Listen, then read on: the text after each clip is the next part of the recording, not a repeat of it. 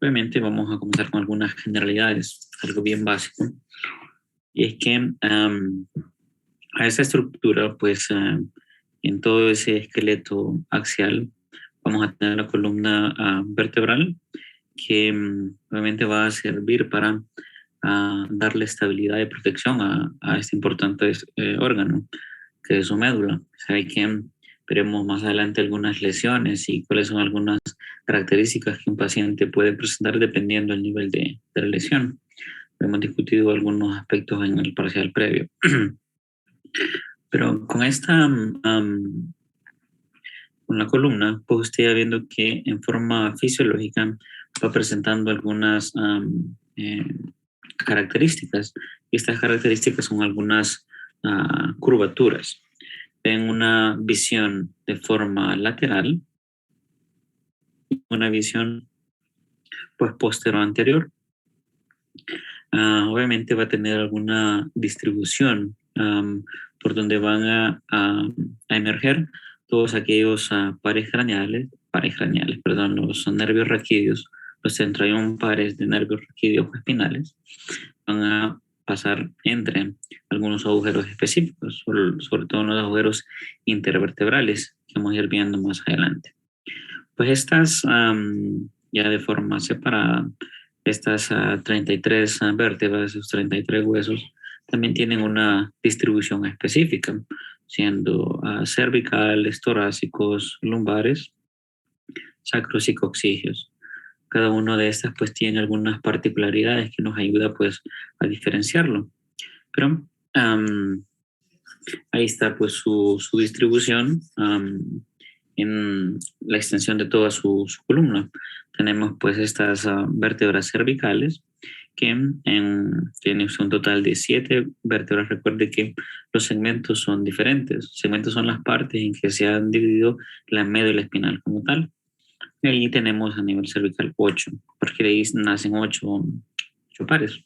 Pero ya a nivel de las vértebras, pues tiene sus 7 cervicales, va a tener a nivel torácico, lo que otros denominan como dorsal, pues 12 vértebras, ya las lumbares son 5, y ya en la etapa adulta, pues estas vértebras que se fueron desarrollando por estructuras como las somitas, pues inicialmente fueron separadas, pero con el desarrollo se van fusionando. Y esto pues tiene un nombre específico, el sacro, pero aquí también las podemos denominar como vértebras sacras y las coxígeas, que estas últimas están fusionadas, porque ya forman parte de toda esa estructura de huesos de la pelvis. Realmente va teniendo algunas características para la distribución y soporte del peso.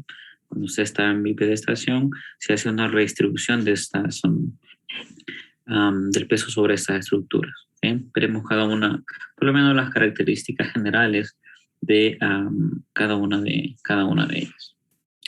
Pero vea que si tenemos en una visión lateral a su columna vertebral, parece que hay unas curvaturas, unas de forma convexa y otras cóncavas, que se distribuyen a lo largo y tiene dos estructuras o curvaturas convexas y dos cóncavas. Pues eso, en términos generales, en términos fisiológicos, tienen un nombre específico. Y a estas que son denominadas convexas, estas que se orientan más hacia la región interna del organismo, de su cuerpo, se les conocen como curvaturas, o el nombre técnico es de lordosis. Usted tiene una región de lordosis cervical y otra de lumbar. Tal vez ahí, para asociarlo, recuerde esto de lumbar con lordosis, ¿okay? Que cuando hay unos defectos, ya le mostré con unos ejemplos, es mucho más prominente. Y al término, cuando tiene la curvatura cóncava, es decir, en la región sobre todo torácica y en la curvatura al final sacrocoxígea, a eso se le denomina como cifosis. Es decir, los términos fisiológicos, es decir, normales de esas curvaturas son lordosis y cifosis, siendo lordosis para la región cervical y lumbar y la cifosis para la región torácica y sacrocoxígea. Hay alguna discrepancia en cuanto a esos términos, pero son los que se aceptan para la nomenclatura de estas curvas. Obviamente hay individuos que pueden tener por defectos en el neurodesarrollo, por algún trauma, adoptar posturas patológicas, es decir, no normales, que aumentan esa curvatura. Ahí el término que se le puede dar es un hiper, es decir, un exceso de esa curvatura. Recuerde que esta joven con esa estructura un poco más sobresaliente en la región torácica, y ya mencionábamos que esa curva que es cóncava se denominaba cifosis, entonces se denomina como una postura de hipercifosis. Usted puede ser un poco más técnico, esto es lo más por la distribución del peso. Estas son algunas de las más frecuentes a nivel torácico o a nivel lumbar. Entonces, a nivel torácico, una hipercifosis, se puede decir de la columna torácica o de las vértebras de la columna torácica, pero hay otras que son un poco más prominentes en la región lumbar. Y recordemos que lumbar lordosis, a esa le vamos a denominar como hiperlordosis. Así como ha visto una gente que tiene una postura más o menos como un pato, que tiene esa prominencia anteriorizada, y eso se le da pues la curvatura de su columna. Hay otro nombre técnico que es cuando usted observa en una visión póstero anterior, o dependiendo, pero siempre en ese eje póstero o antero posterior, que hay una desviación pero lateral de su columna vertebral. A estos pacientes pues se les conoce con el término o a esa disposición en la columna como escoliosis. Permítame.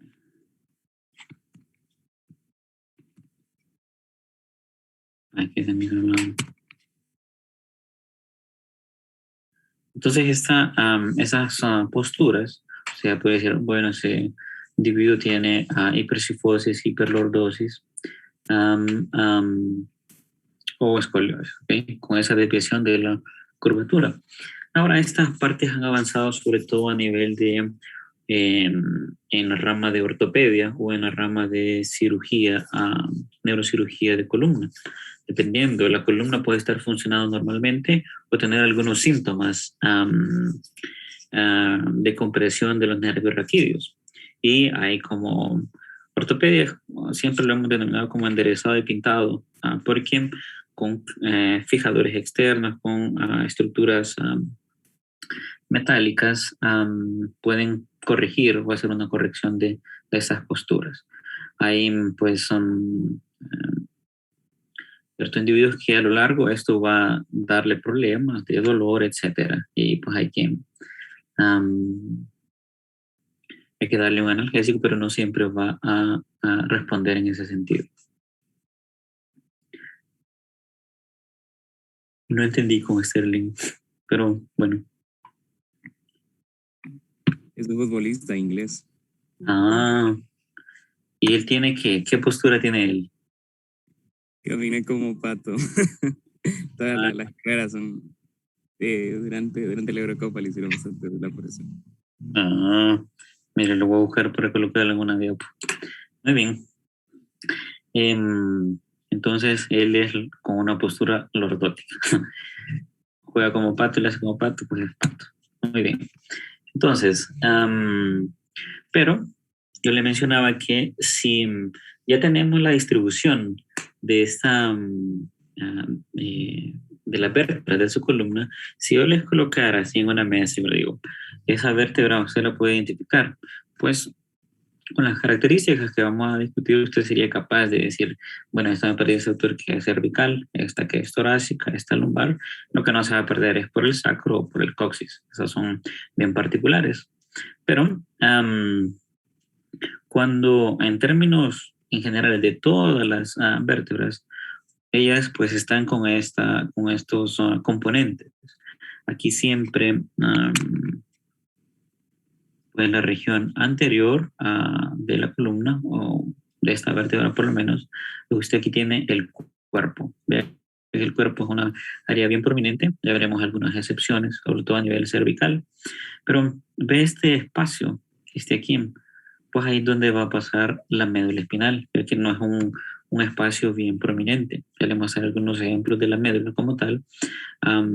Es mucho mayor el tamaño de las vértebras y en ese foramen vertebral pues bien reducido.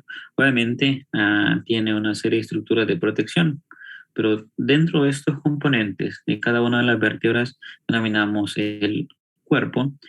Vamos a tener algunas prominencias o procesos que en la región posterior hay uno que siempre que es único, que es impar y que va a tener esta prolongación hacia regiones posteriores. Ese es el denominado proceso espinoso.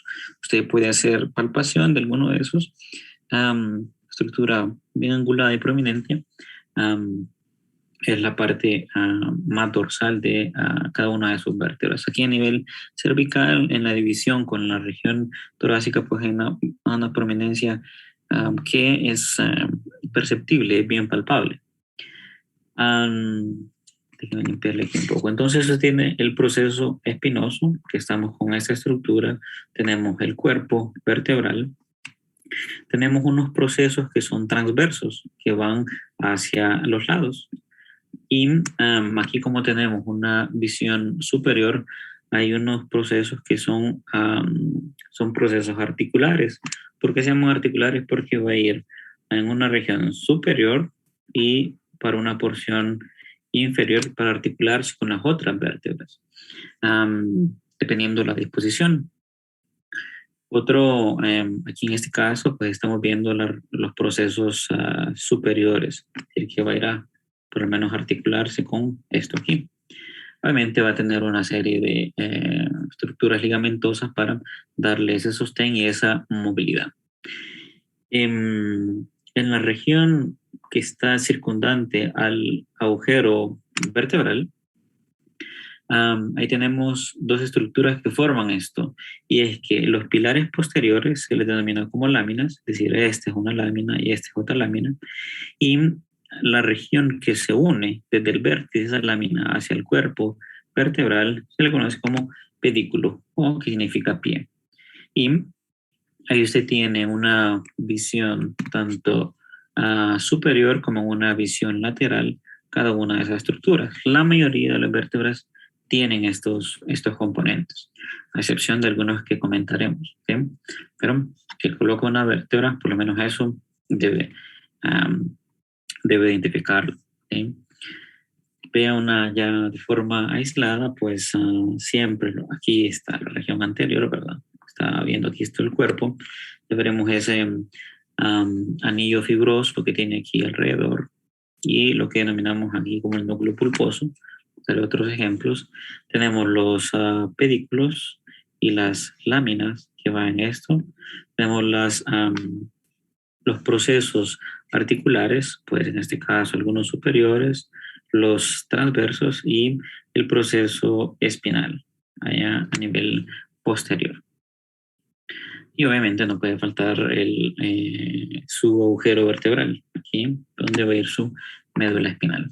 Aquí tiene unas carillas o fobias articulares donde se va a unir con la próxima, y está en toda la extensión de su columna. Cuando se une aquí el cuerpo de una vértebra, que obviamente alrededor se tiene un sistema de irrigación, tanto arterial como venoso, pero hay que tiene los procesos transversos, esos que se van de forma lateral. Cuando se unen los procesos articulares inferiores con los superiores y otra vez con los procesos transversos, forman aquí un espacio. Ese espacio que se le conoce como foramen o agujero intervertebral. Por ahí donde van a emerger los nervios espinales o raquídeos. Si un individuo sufrió un trauma o también por sobrepeso, una debilidad en estos anillos fibrosos entre los discos intervertebrales, pues ahí puede esto protruirse, se vence, es decir, hay una posible lesión mejor aquí, en el anillo fibroso, este núcleo pulposo se va a protruir y va a hacer presión ¿sobre quién? Sobre alguna estructura nerviosa. Estas son las denominadas hernias discales o hernias de la columna que usted ha escuchado y que el paciente pues se queja de localización más focalizada en una región dependiendo del nivel. Los torácicos lo más frecuentes son aquí a nivel lumbares, ¿okay? Pero se debe a esto, a ese proceso, porque está haciendo presión, está haciendo una neuropraxia en ese nivel. Ahí se le da algunos analgésicos, pero se le pide al paciente, bueno, la primera situación es que hay que disminuir de peso para que esto no recaiga sobre todo en su eje axial y mejorar eso. En otros casos puede ser la corrección, el neurocirujano hace una corrección por lo menos de esa lesión del anillo fibroso, o si hay mucha compresión, pues retiran esa parte que está haciendo externamente esa compresión y puede aliviar un poco al paciente inicialmente. Esto, claro, para pacientes que no van respondiendo hacia terapia farmacológica, ahí viene la etapa quirúrgica. Son las hernias discales. Tenemos algunas características de las vértebras cervicales. Esas, pues las denominamos, son C1, C2, C3, C4, hasta C7, solo que las primeras dos tienen nombres específicos. ¿Cuáles son algunas particularidades de las vértebras cervicales? Uno es que a nivel del proceso espinoso, que todo lo tienen, se hace bífido, ¿sí? Es decir, se divide en dos extremidades. Esto puede tener una explicación que es por algunos ligamentos que van en la extensión de toda la región dorsal de su columna, de la región superior hasta la inferior, para mantener un poco más estable, con un poco de mayor adhesión o de fijación de su columna. Entonces, esta es una característica, el proceso espinoso bífido. Y otro es que aquí, a nivel de los procesos transversos, se observa un foramen, un agujero. Ese se le conoce como pues, foramen de los procesos transversos. ¿Para qué sirve eso? Porque ahí van a ir vasos sanguíneos, sobre todo las arterias vertebrales, que van a dar una irrigación importante para formar la arteria basilar y después ir a unirse con el polígono de Willis. Eso veremos de circulación más adelante, pero pasan por estos puntos, por esos agujeros, por esos foramen en cada proceso transverso. Esto lo tienen únicamente las vértebras cervicales. Por eso le ayudaría como orientarse en la identificación de las mismas. El resto pues tiene algunas características, siempre los procesos transversos un poco más modificados, el cuerpo siempre anterior, igual va a pasar el foramen. Ya veremos algunas características de dos vértebras específicas. Uno es el atlas, eso que es por estar soportando peso que imagen del mundo. Es el atlas que va a hacer contacto con el hueso occipital en esa carie articular, que sería pues el proceso articular superior. Pero vean, tiene igual el foramen, un proceso transverso o ese agujero, el proceso transverso como tal. Este no tiene aquella prominencia del proceso espinoso bífido, por lo menos el atlas o el denominado C1. Ya la siguiente vértebra, que sería C2, a veces la conocemos como el axis, porque forma un eje. Ese eje, el resto de procesos son similares, porque vea, el cuerpo no es tan prominente, sobre todo de estas dos vértebras, pero ya en el axis hay un proceso adicional que se llama proceso odontoide, porque parece un diente esta estructura aquí. Eso va a servir porque se va a articular en esta región y así dar esa movilidad cervical superior. Parecen una pelvis, pero con más agujeros. Pues fíjense en el que sí, la mayoría no son tan prominentes en cuanto a tamaño cuando lo compara con el sacro, pero sí va a tener esos estos forámenes aquí, únicamente para el paso de esos vasos sanguíneos. Pero ya a nivel en la pelvis, allá lo que va a pasar por algunos agujeros que tiene, ahí esos son nervios raquídeos. Es una diferencia entre ambos. Aquí se hace un poco más o de menor tamaño, pero siempre va a cruzar ese vaso sanguíneo. ¿Sí, Daniel? Victoria, entonces el Atlas toma esa forma específica porque va a ser directamente el soporte de todo lo que sería nuestro parénquima cerebral. Por eso, Uh-huh. Pues ya claro, para esta situación, siempre esto estamos hablando a nivel de huesos, entonces él tiene que ir a hacer una articulación con otro hueso, y ese hueso aquí en el caso es el hueso occipital. Ya del hueso occipital, ahí para arriba sí, ahí tiene el soporte de el resto de las estructuras intracraneales, los occipitales y cerebelos, sobre todo en esta región posterior. Pero todo eso va a ir descansando en estos puntos.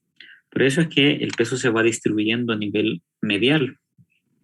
Obviamente va a tener algunos ligamentos, pero aquí póngale que de este punto del atlas, ahí sí ya sigue toda la cabeza, por decirlo así, el cráneo como tal, y en la región más dorsal. Ahí sí se la va a soportar y va a distribuir todo ese peso a nivel de todo el resto de la columna. ok. Uh-huh.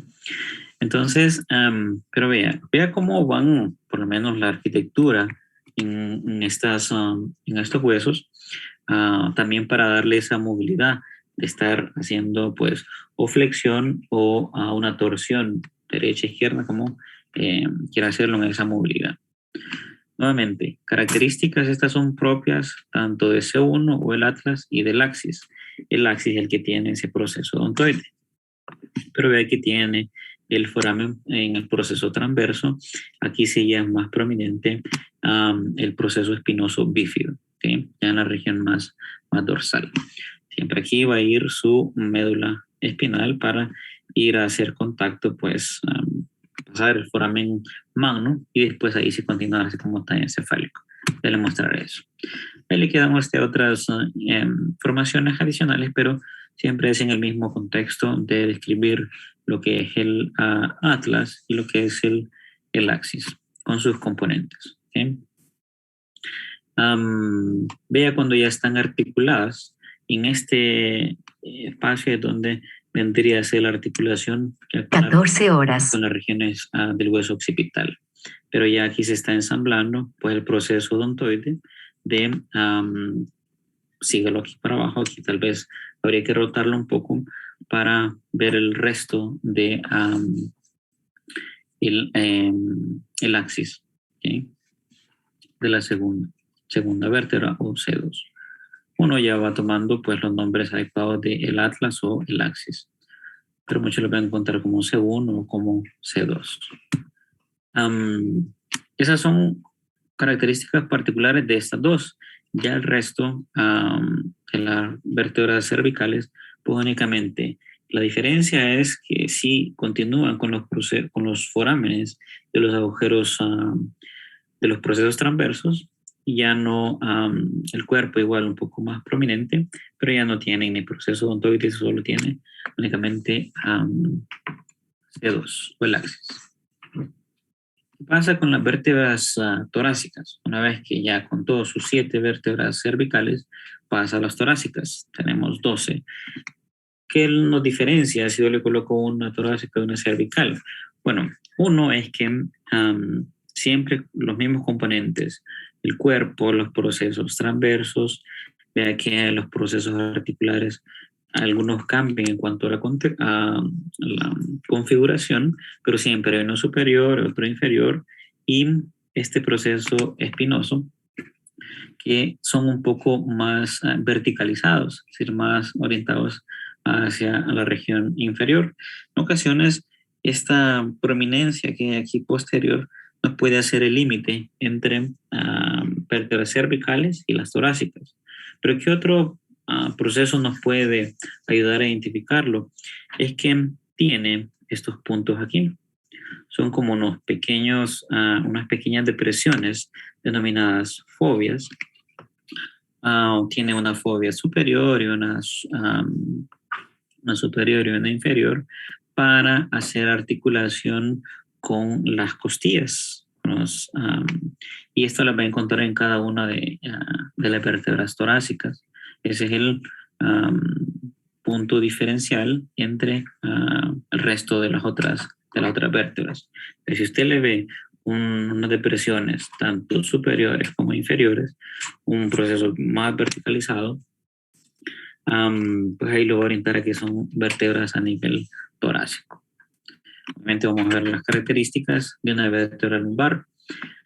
Aquí el paso es que ve que ya no tiene esas las fobias, aquí ya no están presentes. Y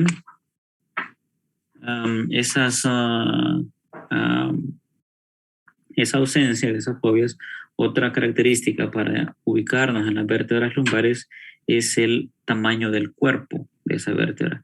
Es mucho mayor cuando lo comparamos con el otro. ¿Por qué? Porque en este punto puede encontrarse la mayoría del centro de gravedad donde puede hacer mayor soporte del peso del organismo. Por eso estas tienen como mayor volumen en este nivel para pues, hacer ese soporte. Serían pues la diferencia entre la lumbar con la torácica. Sigue teniendo su proceso espinoso, ya no es tan prominente ni tan verticalizado. Tiene los procesos articulares superior e inferior y él va a continuar ahí con su agujero vertebral. Tenemos las 5 vértebras lumbares. Aquí donde ya tiene lo que mencionaba Daniel, pues las vértebras sacras, que uno lo conoce a este como, pues, como el sacro como tal, porque ya están fusionados, pero aquí donde puede hacer esa diferenciación. A través de todos estos agujeros, estos que van aquí, van a tener pues emergencia de estructuras nerviosas, de nervios que vienen procedentes de la columna, de la médula espinal, que ya le mostraré más adelante. Y tiene una visión, pues, en la curvatura, en la región más interna, aquí una visión más externa y una visión lateral. Ya este pues, va a formar parte de los huesos de la pelvis, nuevamente para hacer mayor soporte del peso corporal. Pues ahí no hay mucho que discutir, las diferencias son notables y ya son fusionadas 5 vértebras. Las coxiges, pues el denominado coxis, ahí nuevamente son otras vértebras que se han ido fusionando. En ese sentido, ya desde el final de la columna vertebral, pues únicamente sirve para dar esa finalización y ese soporte a toda la extensión. No tenemos como agujeros dentro del mismo, así como fueron evidentes a nivel del sacro. Todo eso, la finalización de la columna vertebral. Tal vez la mayor dificultad en donde puede encontrar la diferenciación es entre las torácicas y las lumbares. Por ahí se va por las fobias articulares para las costillas. Usted dice, esta es una torácica. ¿Okay? Obviamente hay que tener y verlas para comprender estas diferencias. Cada uno de estos huesos obviamente tiene innumerables ligamentos y que van teniendo o adoptando el nombre dependiendo de dónde van. No es mi intención pues describirlo en su totalidad, únicamente para darles una visión general de esas estructuras. Vean por lo menos algunos entre las articulaciones, hueso occipital y la primera y segunda cervical, la denominan como una articulación occipito-atlanto-axoidea. Va tomando unos nombres técnicos un poco más extensos, pero ahí la idea es, dependiendo de dónde van. Estos son algunos sitios de inserción de algunos para darle esa fijación y movilidad. Algunos ejemplos de ellos: algunas membranas atlanto-occipital, unas que van del hueso hacia el atlas. Hay otros que son solo a nivel lateral, hay otras que solo son en este nivel, dependiendo los puntos que se vayan a unir, los huesos que va a darle sostén y fijación, pero hay otros que son como ligamentos cruciformes, pero que toman nombre dependiendo los segmentos, ligamento transverso o un apical, como en este sentido, y así van manteniendo cada una de esas estructuras y darle esa movilidad. El organismo fue desarrollándolo para mantenerlo igual súper protegido y estable en cada una de esas articulaciones. En toda la longitud de su columna vertebral va a haber algunos ligamentos que se extienden en la región anterior o allá en la región posterior sobre los procesos espinosos dorsales. Algunos de ellos, para mencionarles, puede ser el ligamento longitudinal anterior, que es este que les estoy mostrando, y otro que es estudiado es el ligamento longitudinal posterior. Este va dentro del canal vertebral. Es un ligamento pues débil, se lo mostraré en otra diapositiva, pero que siempre sirve para dar fijación. Usted lo encuentra en la región anterior del agujero vertebral. Algunas disposiciones de cada uno de estos ligamentos, algunos que son ligamentos interespinosos, longitudinales, que van a lo largo de todos los procesos, y otros solo entre los procesos espinosos. ¿Cuánto reforzamiento tiene para esa estabilidad? Es un trauma para causar una lesión, pues debe tener alto impacto. Pasa que en cada una de esos esa energía mecánica pues se puede transmitir y ahí sí causar algunas lesiones, que veremos más adelante. Vea ya una imagen integrando tanto los ligamentos como la misma médula espinal, siempre aquí en la región anterior. Tiene el ligamento longitudinal anterior, y aquí donde le mencionaba que tiene el ligamento longitudinal posterior en la región anterior al agujero vertebral. Tiene su médula espinal, veremos algunas características de ella, y este otro que va en la región posterior se le conoce como ligamento flavum. Esto hay en infinidad, ahora podemos mencionar una gran cantidad de ligamentos, pero aquí es únicamente para que vea esa estructura tan compleja de su columna vertebral. Tiene los interespinosos, los supraespinosos, etc. Y con las características de cada vértebra. Aquí es donde en el cuerpo usted tiene el núcleo pulposo, y donde le mencionaba que tiene el anillo fibroso aquí alrededor, y cuando hay mucha presión o compresión o un trauma, puede hacer lesión en un nervio raquídeo. Muy bien. Todas estas características pues generales de su columna. Ahora es importante discutir ya propiamente la médula espinal. Esta información también creo que la ve un poquito más en macro, pero... Doctor, tengo una pregunta. Claro, cuénteme. ¿El ligamento flavo son los mismos que el ligamento amarillo? Ajá, sí, es el mismo. Ok, gracias. Perfecto. Entonces eso lo va a encontrar más en la región, vea, siempre está en el agujero foramen vertebral, pero en la región posterior, ¿ok?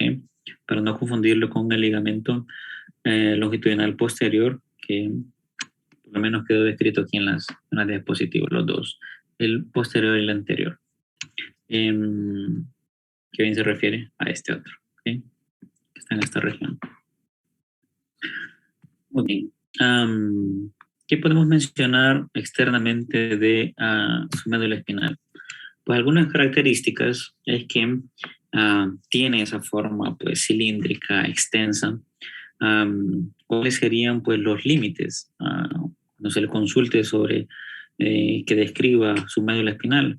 Bueno, el límite superior está a nivel del foramen magno, y eso es una división que se encuentra, es un espacio pues, virtual, es un agujero, pero hay una división entre la médula espinal y el tallo encefálico, con su estructura de la médula oblongada. Ya más adelante le mostraré esos ejemplos. Pero el límite superior fue agujero magno.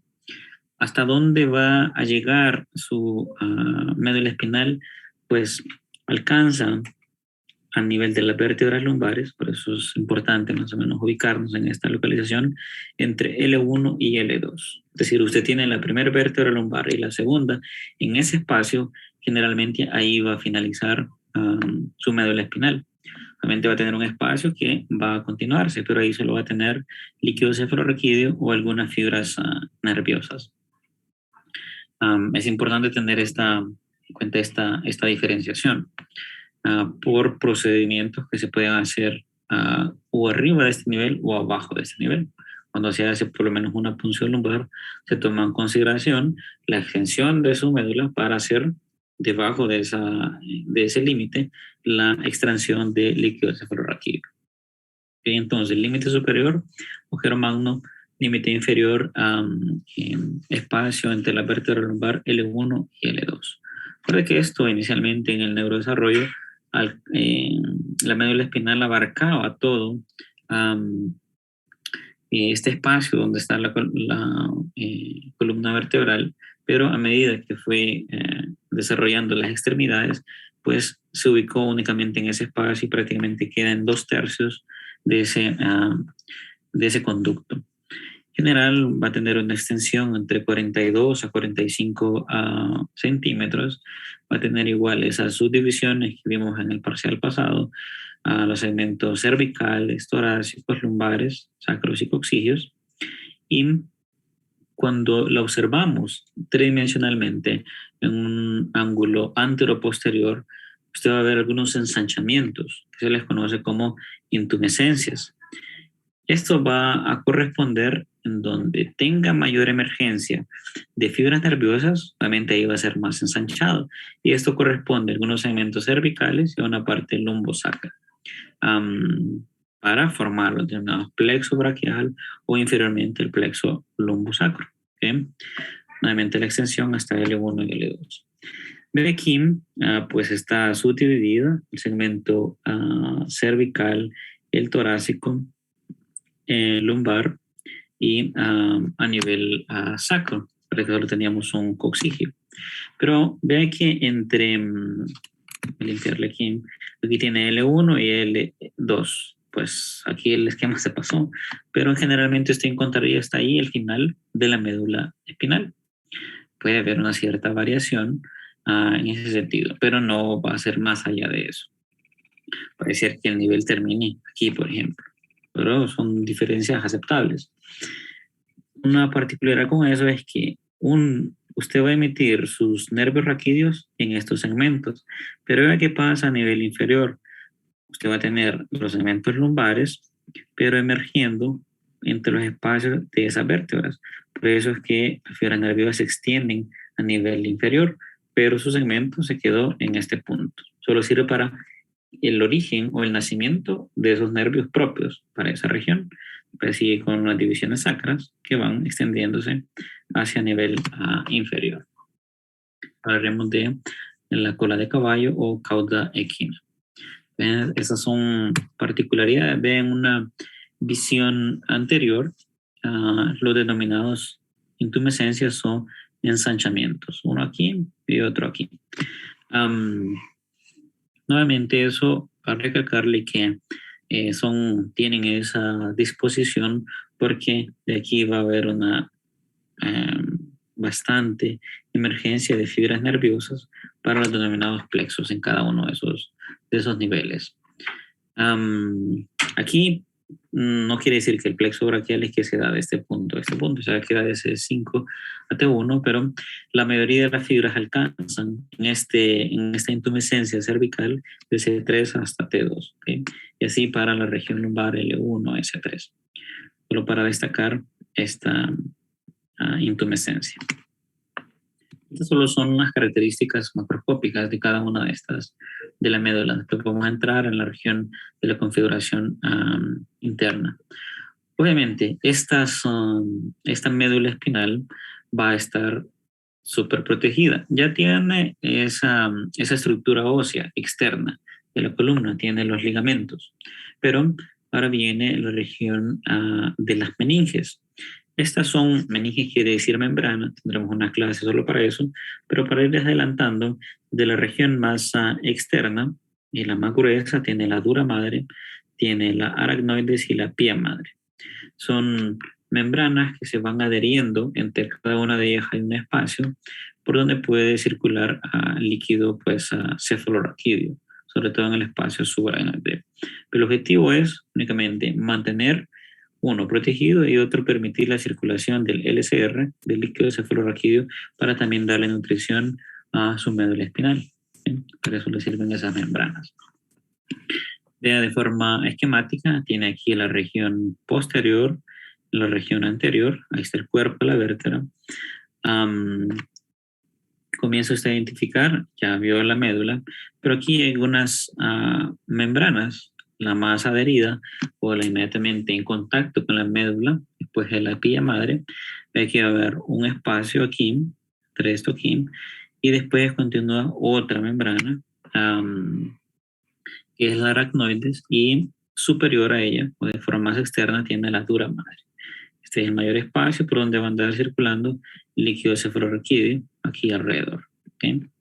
Pues iremos viendo, vea que posteriormente hay unos espacios donde tiene otras estructuras, vasos sanguíneos, tejido celular, subcutáneo, hay grasa, lípidos en ese sentido, que va a estar dentro de esta estructura del canal vertebral. Y la información que le mencioné sobre las meninges, tenemos la dura madre, aracnoides y pía madre, desde la más externa en este nivel hasta la más interna, ¿sí? en ese orden. Esta va a ser sumamente importante con la aracnoides por que es a nivel de ese espacio que va a circular el líquido cefalorraquídeo en el denominado espacio subaracnoideo. Para eso solo voy a ponerle atención a si es sub o epi, para ubicarnos en estas meninges. Adelante lo haremos de esa estructura. Un punto a resaltar aquí es que esa dura madre, esa meninge o membrana más externa, más gruesa, se va a extender. Ella pues va a hacer cobertura de toda la médula espinal, pero va a seguir hacia nivel encefálico, va a pasar el agujero magno y va a extenderse a nivel encefálico. Pero a nivel inferior, ella solo va a alcanzar hasta la segunda vértebra sacra, es decir, hasta S2. Hasta ese nivel nosotros tenemos todo ese saco dural que se le denomina. En ese espacio va a haber circulación de líquido cefalorraquídeo, pero usted vio que se extendía más allá de eso, es decir, se cierra el saco de la dura madre, donde va a andar circulando el líquido cefalorraquídeo, pero después puede ser penetrado por las fibras nerviosas que salen de los segmentos, pues igual sacrales, continúan algunos sacrales y el coxígeo, pero eso ya en la región inferior. Lo importante aquí es hacer el límite hasta dónde va a llegar esa dura madre. Así queda un poco... Creo que tengo otra más adelante. Es decir, que todo ese saco dural obviamente va a extenderse acá a la dura madre, pero va a venir a recubrir toda esta estructura, llegar hasta acá. Obviamente todo eso va a ser su meninge externa de la dura madre. Aquí hay algunos nervios que vienen, pero únicamente penetran, pero no dejan que haya una fuga de líquido cefalorraquídeo. Está bien sellado eso por esa misma estructura, pero ahí se cierra su saco dural, ¿okay? A insertarse a nivel de S2. Muy bien. Hay una imagen intentando hacer pues la diferenciación entre cada una de ellas. Tiene su médula espinal como tal, a este punto. La más externa, la dura madre, a esto aquí. Si vamos quitando capa por capa, aquí tendría la aracnoides y bien adherida pues a la médula sería la pía madre. Estas meninges, algunas son bien difíciles de percibir o por lo menos de visualizar la dura madre. Sí, esa no tiene problema, pero entre las otras puede haber un poco de dificultad. Igual cuando hay muestras anatómicas, el proceso de preservación también influye en ese sentido. Pero veremos que hay algunas extensiones aquí a nivel lateral. A eso nos referimos con los medios de fijación. Es decir, ya usted va a tener suspendida su médula espinal en ese líquido cefalorraquídeo, pero debe tener un soporte tanto a nivel lateral para que no ande como bailando, por decirlo así, o también a nivel inferior. A nivel superior, pues va a ser una continuación con su tallo encefálico, ahí no va a tener problema. Pero ¿cómo la sujetamos o cómo el sistema lo diseñó? Pues uno va a ser por algunas extensiones de la pía madre, la meninge más adherida o la que se encuentra adherida a la médula espinal. De esto hay algunos puntos que se extienden lateralmente y se le conocen como ligamentos dentados. Este aquí parecen unos dientes de sierra. Vamos a tener 21 puntos a cada lado, desde el foramen magno hasta más o menos el primer nervio lumbar. Eso me le va a dar esa fijación, tal vez a esto que nos estamos refiriendo, a estas estructuras aquí. Lo que van a hacer unas extensiones de aquí de la pía madre, pero va a mantener sujetado a la médula en toda su extensión lateralmente. Pero nos faltaría el punto de fijación a nivel inferior, donde nace el denominado filum terminale o filum terminal. Siempre es una extensión de la pía madre, pero que va a llegar a insertarse hasta S2. Esa es una prolongación que va surgiendo del cono medular, que es la región final de la médula espinal. Se hace como una estructura bien fina y va a llegar hasta este nivel. Hasta S2 se inserta y ahí tendría fijada inferiormente por el filum terminal y por los ligamentos dentados lateralmente. Como les digo, arriba está por la continuación del tallo encefálico, sobre todo por el bulbo raquídeo o médula elongada. Veo una disposición de una vértebra con la médula espinal. Estamos teniendo aquí el cuerpo, aquí la región posterior con el proceso espinoso. Tenemos el espacio de aquí por donde debería ir circulando el líquido cefalorraquídeo. Algunas estructuras, lo que más evidente ahí, por lo menos es la dura madre. Inmediatamente abajo de ella va a estar la aracnoides y ya en este punto, bien adherida, ahí tiene la pía madre. ¿Okay? Importante esa diferenciación. Vean, para repasar, tiene aquí la región dorsal de las raíces y las raicías ventrales o anteriores. Tiene aquí el ganglio. Este forma el nervio raquídeo y ve quién tiene aquí un ramo comunicante, probablemente es el ramo comunicante blanco, llega a la cadena de ganglios simpáticos o paravertebrales. Y después pues emerge, si hizo ahí su sinapsis, pues ramo comunicante gris, inervar, pues lo que le toca inervar, ¿verdad? Cosas que vimos en el parcial pasado. Si hacemos un corte más inferior, abajo de por lo menos de L2, si vamos para L3, L4, etc. Ahí lo que usted va a ver son una serie de fibras nerviosas, pero ve que hay una estructura concéntrica que sigue siendo el filum terminal, la prolongación de esa pía madre hasta que llegue a S2. ¿Sí? Pero siempre van a haber las fibras que van a ir descendiendo para penetrar al saco dural y después inervar las estructuras que deben inervar para formar los plexos, toda aquella inervación que vimos en la parte simpática y parasimpática, sobre todo en este nivel, que va para las partes sacrales. Una imagen lateral en donde aquí sí, mire, por lo menos es congruente entre los espacios. Aquí tiene a L1 y a L2. 13 nivel, pues debería mantener la finalización de la médula espinal. Pero recuerde que aquí usted va a tener el cono medular, que es la región más inferior, esto aquí, el cono medular, este punto, y extenderse hasta por lo menos el nivel de S2 a este punto, ya sea con el filum terminal que se adhiera o el saco dural, que son extensión de la dura madre, y ahí finalizar. Y ahí mantener pues la circulación de su líquido cefalorraquídeo. Son entonces formas esquemáticas, esos puntos importantes, tanto de límites como de fijación de su médula espinal. ¿Okay? Una imagen, pues, de una muestra anatómica de cómo se observa aquí lo que se identifica, por lo menos es la dura madre, es un saco bien rígido y grueso. Ya las otras estructuras, pues, es más la extensión del cono medular, estructura, algunos, yo en este caso, pues después vendría la formación del filum terminal y las raíces que van a formar la cola de caballo o cauda equina, ¿okay? En una identificación de esas estructuras. ¿Qué más?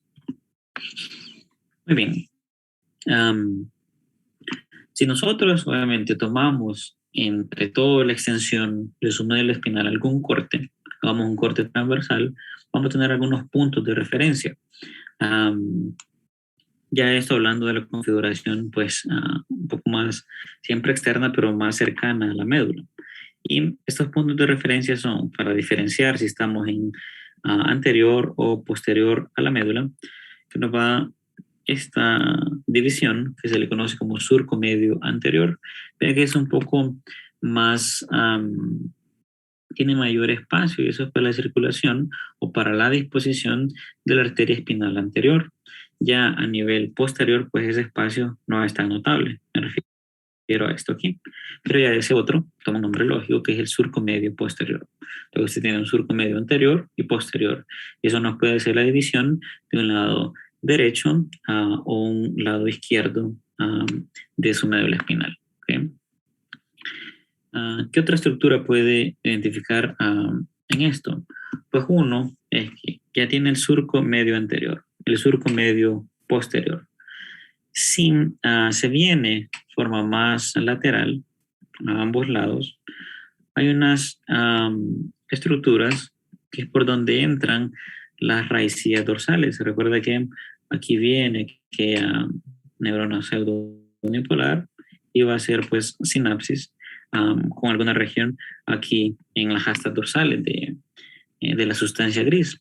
Pero en ese punto, eso se le conoce como a este exactamente, aquí, es únicamente para fines topográficos, se le conoce como surcos colaterales posteriores. Están a los lados del surco medio posterior.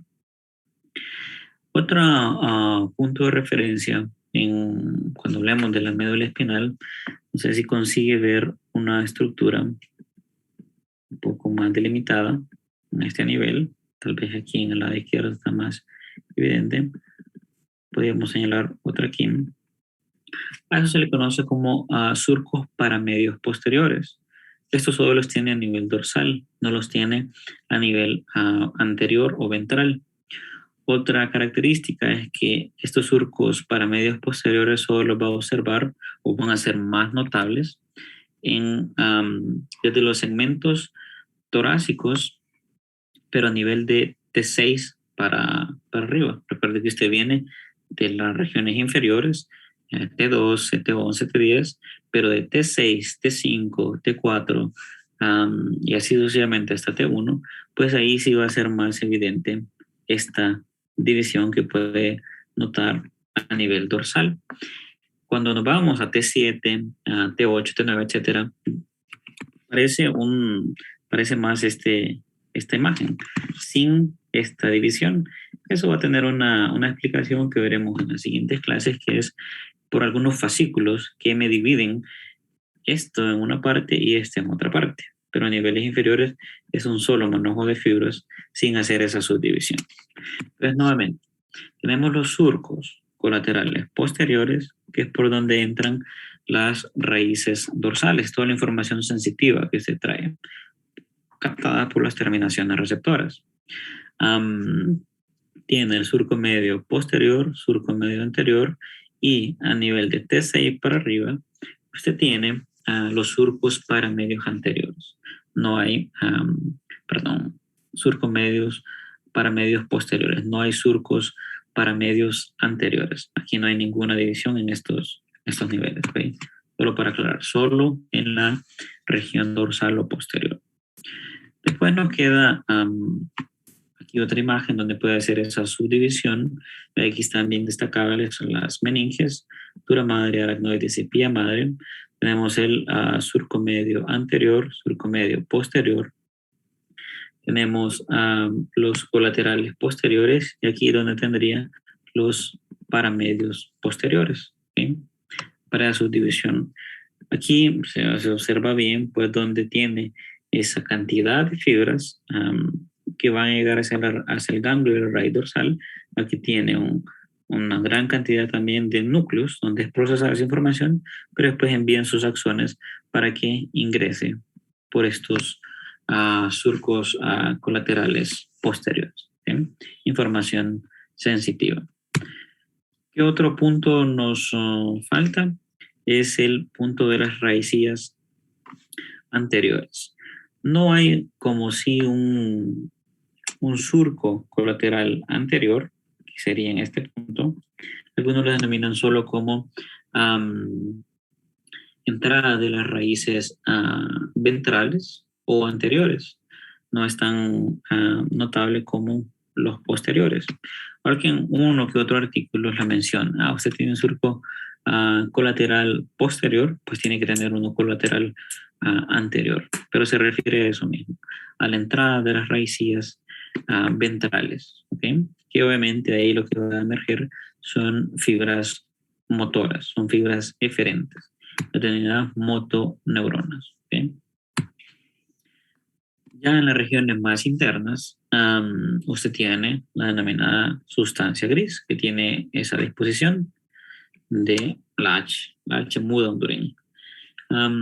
Dentro de esta disposición de sustancia gris, obviamente vamos a ver una serie de núcleos que donde van a llegar la información propioceptiva, donde va a llegar la información de tacto, de dolor, etc. Cada uno de ellos va teniendo una subdivisión en estos puntos, como concentraciones o subnúcleos dentro de la sustancia gris. Para referirnos a cada una de estas estructuras, pues algunos lo denominan a cada parte de esta sustancia gris a astas, ya sea dorsales o anteriores. Otros lo mencionan como cuernos o región de sustancia gris posterior o anterior. Pues el término de astas me parece bastante apropiado, el asta dorsal o el asta anterior. Y usted se va ubicando de dorsal sensitiva, anterior motor. ¿Okay? Hay una comisura también que se encuentra en la sustancia gris, es decir, que puede unir cada uno de esos lados de la médula, pero aquí en el centro usted tiene un agujero. O sea, se recuerda de aquel agujero que encontramos en la neurulación, que después lateralmente tenía la zona ventricular y que después fuimos desarrollando, pues aquí queda ese espacio que se le conoce como conducto central. Otros lo denominan como conducto ependimario central. Solo indica la circulación del líquido cefalorraquídeo también por ese nivel. Puede descender o puede ascender en ese nivel. Esto va a estar rodeado por la comisura, ¿verdad? Comisura de la sustancia gris. Comisura significa que une dos extremos. O así tenemos comisuras también a nivel cerebral. Toda estructura comisural va a unir de un lado al otro. ¿Okay? En ese sentido. Entonces tenemos las astas, astas dorsales, astas ventrales, pero también tenemos unas astas laterales. ¿Se recuerda que salía de este nivel o de estos puntos aquí cuando discutimos en el parcial pasado algunas fibras específicas en estos niveles? ¿Alguien recuerda? ¿No? De las astas laterales emergen las fibras simpáticas y esas son las que después sigue el trayecto, ¿verdad? Con se ve inervación en el nervio raquídeo y después al ganglio superior, inferior, etc. Pero surgen de estos puntos. Entonces, tenemos astas dorsales, ventrales, laterales con misura, gris central y el conducto epidemario central. Características de la médula en la sustancia gris. Otra división topográfica que es importante tomarla en consideración es sobre los cordones de la médula.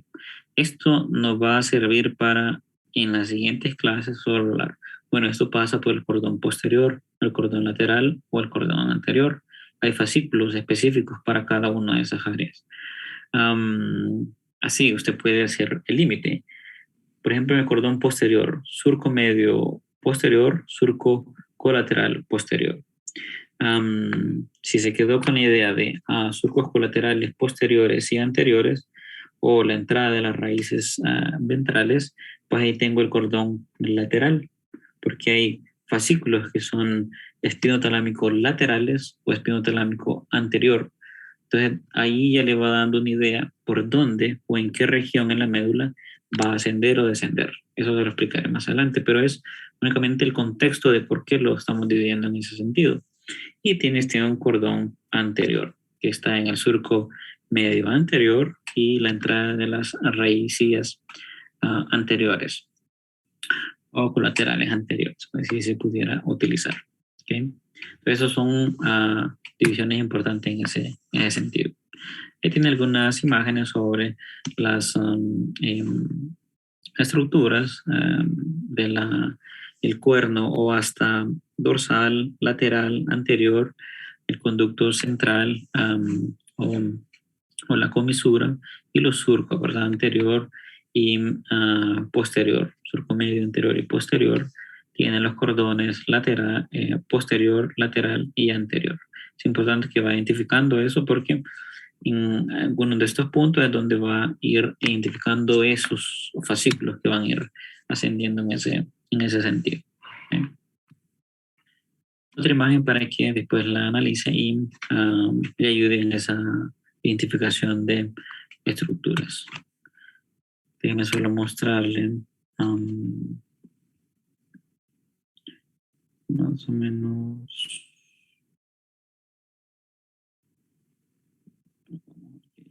That function to anchor and provide. Solo son algunas, pues macroscópicamente, como usted observa a su médula espinal. Aquí ya disecadamente se hizo la disrupción de la meninge, del saco dural, que viene ahí la dura madre de forma más notable, esta estructura aquí. Así percibe ese ensanchamiento de intumescencia cervical y una región más lumbosacra. Ya está teniendo el cono medular y ve aquí el filón terminal que va hasta esa estructura. Hasta acá va a llegar pues la extensión del saco dural, más o menos hasta S2. Stability to the spinal cord. Paired ribbon-like extensions of pia mater extend laterally and attach to the dura along the length of the... Entonces los ligamentos dentados que va a estar encontrando lateralmente, esos 21 pares, que le van a dar la fijación lateral a su médula espinal.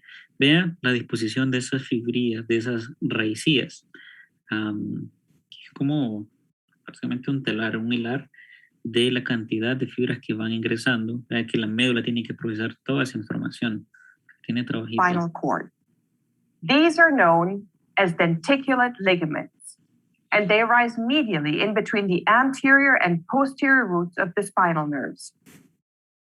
Another peel outgrowth is the filum terminale, which arises at the distal end of the conus medullaris. Ahí con el cono It medular, stabilizes the spinal cord by anchoring it distally to the bony coccyx. The tapered end of the spinal cord is called the conus medullaris. This is where the spinal cord ends. The conus medullaris is surrounded by long lumbosacral roots, collectively referred to as the cauda Esa es la cola equina, de because caballo, it pues o cauda resembles a equina. horse's Todas tail. esas fibras nerviosas que van a ir a formar So let's look at the otras arrangement estructuras. of nerve. Adelantar un poquito. Más o menos aquí. So let's have a look at the arrangement of the spinal cord and related structures in the back. Entonces, esto es solo pues una demostración de cómo internamente usted tiene la extensión de su médula espinal. Aquí, pues, en amarillo sería comenzando desde el nivel cervical y hasta este nivel. Esto es su médula espinal. Ya después lo que tiene es el saco dural.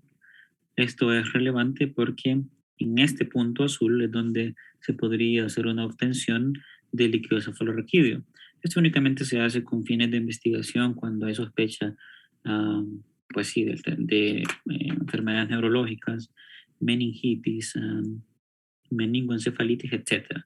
Y se ve el líquido cefalorraquídeo y se compara con parámetros de normalidad y dice, eso está aumentado, está disminuido, etc.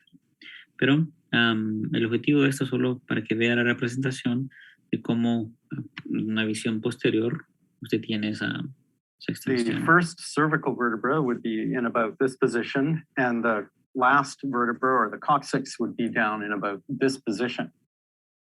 In this model, the spinal cord is indicated in yellow, and the dural sac is indicated in blue. The first thing that you notice on this is that the spinal cord ends in the back. It does not go all the way down and correlate with the end of the vertebral column, which is down here. There's a couple of landmarks in the back that you can use to position the end of the spinal cord in the back.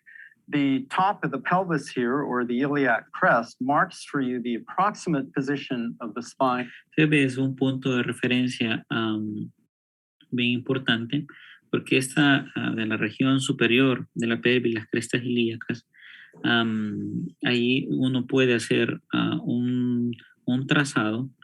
Yo les voy a mostrar cuando hablamos de líquido cefalorraquídeo algunos ejemplos de obtención de este procedimiento, pero nos orienta más o menos a niveles entre L4 a ese corte. Es decir, en ese, cuando usted pone al paciente en decúbito lateral y palpa esas estructuras superiores de la pelvis aquí a nivel posterior, yo trazo una línea y usted se va a tocar o se coloca al paciente en una posición con orientación fetal y eso pues hace la prominencia de los espacios a nivel dorsal y voy palpando esas depresiones y me voy orientando. Digo, probablemente este es L4, el espacio entre L3 y L4 y así L2 y L3 y L1 y L2 para determinar el nivel inferior de la médula espinal. Esto me daría seguridad de poder hacer la punción, es decir, colocarle la aguja en este nivel. Of L4. If you feel up 2 spinal levels, it'll take you to L2. The one spine above that is L1, and the spinal cord ends approximately at the intervertebral disc between L1 and L2, which is a lot higher than the last vertebra in the vertebral column, or the coccyx. You'll notice that the dural sac extends all the way down the vertebral column. There's a couple of other little landmarks down here that are just out of view behind the belt that are sacral dimples, and they mark the approximate position of S2, which is where the subarachnoid space ends.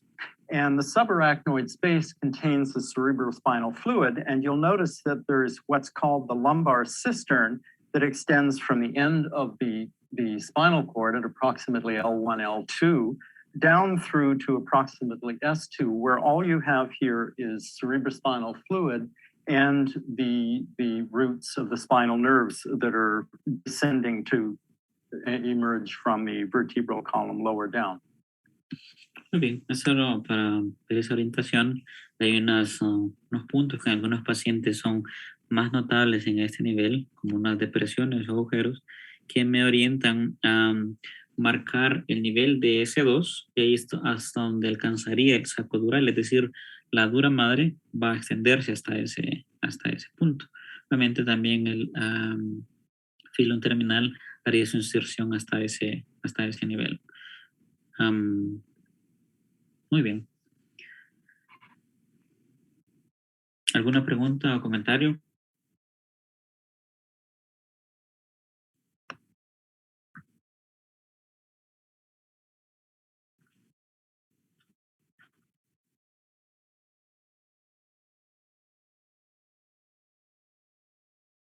Ajá.